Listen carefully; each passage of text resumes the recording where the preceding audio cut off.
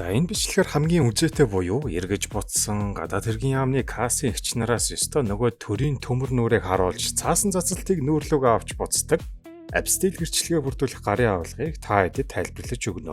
Энэ хаана энэ дугаар наана тушаалын дугаар энэ зурсан. Тэгээд нэгтлэн зурсан. Тэгээд хавсралт нь хаана байгаа юм бэ? Хэрвээ үнэхээр ойлгомжгүй байвал дунд нь зогсоож байгаад дахин үзээрэй хөө. Хамгийн ихний асуулт нь та хамгийн сүүлд эзээ боловсрал эзэмсэн бэ буюу 10 жилээ төгссөн үү эсвэл бакалавр магистраа хамгаалсан уу гэдэг асуулт. 10 жилээ төгссөн бол бүрэн дунд боловсролын гэрчлэгээ. Харин бакалавр эсвэл магистр төгссөн бол диплом дээрээ апстил гэрчлэгийг авна гэсэн үг. За ингээд их хуваар байгаа бол дараагийн чухал зүйл нь тухайн бүрэн дунд эсвэл дээд боловсрол эзэмсэн нь үнэн гэсэн тодорхойлтыг ийм Монголиагаас авах юм. Харин энэ дээр шин төгсөгч нар буюу мэдээлэл нь хараахан ийм Монголиа дээр ороогүй байгаа хүмүүс хэрхэн тодорхойлолттой авах вэ гэхлээр за ихтэй сургууль төгссөн хүмүүс бол мэдээж сургалтын аль бид нар ч юм уу тухайн сургуулиасаа л аваад хэрвээ монгол хэл дээр байвал орчуулуулна. Харин 10 жилээ төгсөөд шуудхан л 9 сард явах гээд байгаа хүүхдүүдийн тодорхойлолт нь ийм Монголиа руу ороогүй байвал тухайн сургуулийнхаа харьяа дүүргийн боловсролын хилцээс бүрэн дунд боловсролын тодорхойлолтыг авч орчуулуулж бэлднэ.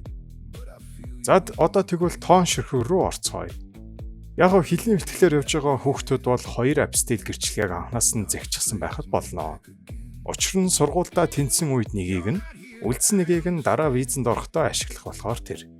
Харин бакалавр эсвэл магистрт материал өгч байгаа хүмүүсийн хувьд апстил нь сургууль руу их хуваараа явдаг тул сургууль төс бүрийн тоогоор апстил гэрчлэгийг захиалж нэгийг нь визэнд орохдоо гэж тоон ширхэгээ өөрөө харуулах нэ. Яг нь визэнд орохдоо бол диплом нь англиар байдаг бол заавал апстил өгөхгүйгээр дипломоо их хуваар нь өгч орсон ч болно гэдгийг санаарай. За нэг жишээ авч үзье л да. Би хэлний бэлтгэлээр явах гэж байгаа 10 жилийн шин төгсөж байлаа гэж бодъё. Тэгвэл надад 2 ширхэг апстил захиалахын тулд орчуулсан бүрэн дунд боловсролын гэрчлэгээ 3%, бас орчуулсан 3 ширхэг тодорхойлолт хэрэг болно. Яагаад 3% гэж юу? Нэгийг нь натрат батлахтаа баримтжуулж авч үлдэх болохоор тэр. За би орчуулсан хуулбаруудаа натратаар баталгаажуулаад тэр 2 хуулбараа гадаад хэргийн яамны урдлаар нь захиалдаг хэсэгт орж захиалгаа өгнө.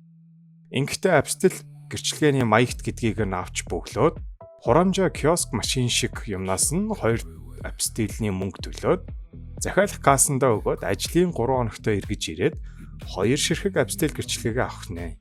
Яарсан хүмүүс байвал нэмэлт хурамжийг нь төлөөд 1 хоногийн дотор авч болно. За тэгээд авсан апстил гэрчлэгийг нэг иймэрхүү юм гарч ирэх бөгөөд энийг сургуулийнхаа бүртгэл бэлтгэхийн тулд чанартаагаар хуудас бүрийг нь скандаад нэгдсэн байдлаар PDF файл болгоод нэрийг нь апстил гэж хадгалаад болж байна. Ер нь процесс бол нэг иймэрхүү. Яг дээр хүлдлийг дагаад л орчуулга тоошрхгээ дутаачихгүй л бол нэг ч тийм эргэж буцаад байхаар хэцүү процесс биш байгаа биз. Одоо тэгвэл сүүлд нь яг жил болгоны 6 сар төгсчихсөн бүрэн дунд боловсролын гэрчлэгээнч гараагүй байгаа хүүхдүүд яаж 9 сарын элдээр амжиж бүртгүүлэх вэ гэдэг дээр товчхон зөвлөмж өгчгээ. Тухайн сургууль руугаа апстил гэрчлэгийг нөхөж явуулах боломжтой эсэхийг тодруулаад болно гэвэл урьдчилсан байдлаар сургуулийнхаа нийгмийн ажилтан эсвэл сургалтын албанаас ч юм уу дүнгийн мэдээлэлтэй төгсөх нь үнэн гэсэн тодорхойлтыг авч орчуулад эхний ээлжид сургуульдаа өгнө гэсэн үг.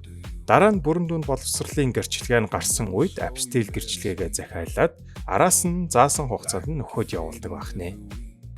Тэгэхээр яг шин төгсөгч нарын хувьд юугүй материал бүрдүүлэхээс өмнө тухайн сургууль чинь апстил гэрчлэгийг чинь нөхөж авах уу үгүй юу гэдгийг сайн судалнаа л гэсэн үг. За ингээд 3 дахь чухал материал болох апстил гэрчлэгээ бүрдүүлэх гарын авалгыг хүргэлээ. Дараагийн бичлэгээрээ Монголиагаас солонгос хэл дээр авах боломжтой 3 чухал материалуудыг нэг дор базнаа. Тийм ч учраас YouTube сувгийг маань эргэн тойрны солонгос руу сурах гэж байгаа найз нөхөд хамаатан садангийн хүмүүс рүүгээ шеэрлээд өгөөрэй guys. Амжилт. But I don't feel you.